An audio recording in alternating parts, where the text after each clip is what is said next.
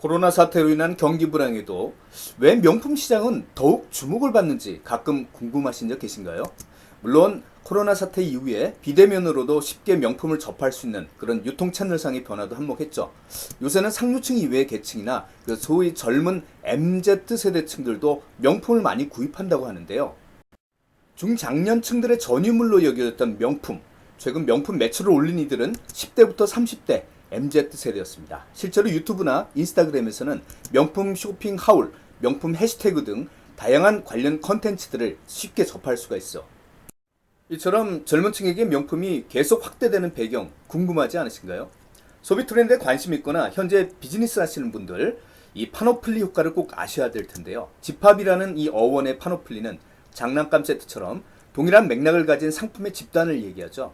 어린이가 장난감 경찰 놀이 세트를 사용하면 마치 경찰관이 된 듯한 기분을 느끼고, 이 장난감 청진기를 갖고 인형의 가슴을 진단하면 마치 의사가 된 것처럼 대리만족을 느낀다고 하죠. 마찬가지로 상류층 이외의 사람들 입장에서 이 명품을 소비하면 그것을 소비할 것이라고 여기는 상류층에 자기도 소속될 것 같은 그런 환상을 갖게 되면서 더 나아가서 소속감을 과시하는 현상, 바로 파노플리라고 합니다. 이번엔 파노플리 효과와 유사한 베블린 효과를 살펴볼까요? 경제학에 따르면 가격이 오르면 수요가 줄고 가격 내리면 수요가 증가한다고 하죠. 그런데 현실에선 가격과 수요가 비례하는 예외 상황도 있습니다.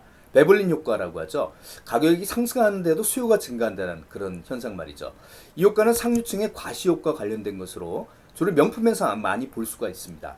파노플리 효과는 베블린 효과와 유사하지만 그 추구하는 주체가 다릅니다. 베블린 효과가 상류층의 소비 행태라면 파노플리 효과는 상류층은 아니지만 상류층을 선망하는 그런 층의 소비 행태라고 볼 수가 있죠. 유명인이 사용하는 것으로 알려진 제품이 일반인들에게 불티나게 팔리는 현상, 역시 파노플리 효과죠. 코로나 불황 속에서도 소비자들은 3,000원짜리 분식으로 점심을 때우지만 정작 커피는 5,000원짜리를 마시는 그런 소비 행태도 역시 극단적인 파노플리 현상이라고 볼 수 있죠.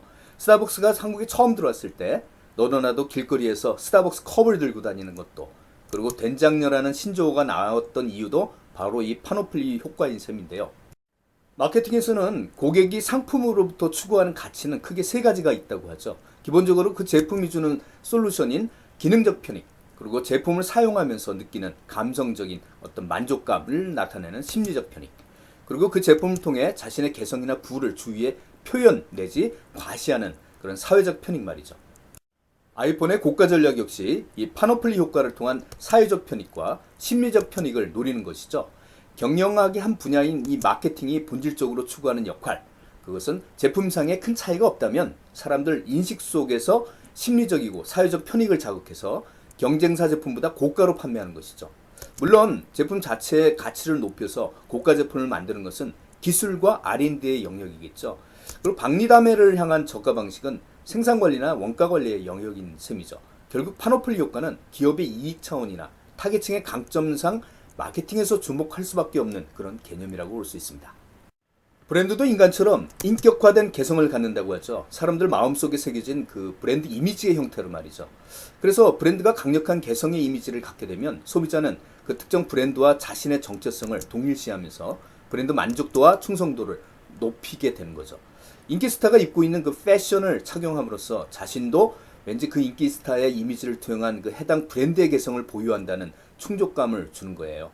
명품이 한국에서 특히 통하는 이유, 바로 그것도 명품 브랜드를 통해 자신도 상류층의 고급진 개성을 쉽게 얻기 때문이겠죠.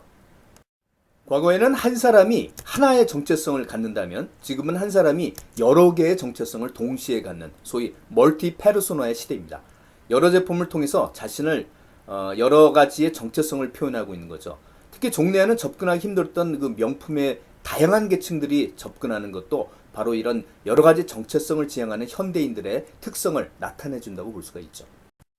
명품을 구매하기 위해서 매장 앞에 줄을 서거나 개장하자마자 막 뛰어가는 그런 오픈런을 하는 모습, 대중매체에서 가끔 보시죠. 언론에서는 이 코로나19로 인해서 해외여행을 못 가는 사람들이 그 보복 차원에서 그리고 코로나로 인한 힘든 자신에게 이 정도는 위안으로 선물을 할 수 있다라는 뜻이 담긴 거라고 하죠. 소비를 통해서 작은 소확행을 느끼고자 하는 그런 심리적 편익인 것 같습니다. 국내 트렌드 전문가 김난도 교수의 2021년도 트렌드에 따르면 일반화된 중고 거래를 통해 남이 쓰던 물건도 나에게 오면은 역시 신상이라는 그런 개념이 신조어로 지금 부상하고 있죠. 친환경과 재활용, 소유보다는 공유를 중시하는 이런 분위기 속에서 모든 물건은 이제 재테크 수단으로 주목받고 있는 시대인 것 같습니다. 특히 명품이나 한정판 운동화에 프리미엄을 붙여 파는 리셀은 MZ세대의 새로운 투자 방법으로 떠올랐죠. 여기에 코로나 사태 이후에 집 주변에서 중고 거래하는 것을 일종의 재미있는 놀이로 생각하는 그런 젊은 세대의 라이프 스타일도 N차 신상에 한몫하고 있는 것 같습니다. 젊은 층들이 이 명품을 주목하는 이유 중에 하나는 역시 현실적인 재테크 수단이 된다는 그런 웃픈 현실도 있네요. 백화점 업체들은 VIP 진입 장벽을 낮추고자 이 명품 매장을 2030 세대를 향한 그런 디자인을 입혀서 핫플레이스로 꾸미고 있는 실정입니다. 젊은 층들의 명품 구입 배경에는 이 파노플리 효과의 의미 그대로 상류층을 동경하면서 이를 과시하고자 명품을 구입하는 경우도 있습니다. 물론 사회적으로 바람직한 소비 풍조는 아니지만 젊은 층 입장에서는 럭셔리 브랜드 소유를 일종의 꿈의 실현이라고 본다면 나름 긍정의 의미도 있죠. 사람들은 누군가가 자신을 배타적으로 제외하는 것을 매우 싫어하죠. 클럽에서 입장 제한 받으면 어때요? 기분 나쁘면서 더욱 들어가고 싶어지게 만든다는 거죠. 상류층은 아니지만 적어도 자신의 취미 영역에서만큼은 명품을 사고픈 거죠. 폐쇄적이고 배타적일수록 독보적인 브랜드가 되고 당신을 위한 제품이 아니라고 선을 긋는 순간 더욱 사고 싶어지게 만드는 그런 것이 바로 명품 마케팅 아닌가 싶습니다. 오늘 준비한 내용 여기까지입니다. 도움이 좀 되셨나요? 네, 앞으로도 계속 포스트 코로나 시리즈로 찾아뵙고자 하니까 구독 버튼도 좀 부탁드리면서 이만 마치겠습니다. 고맙습니다.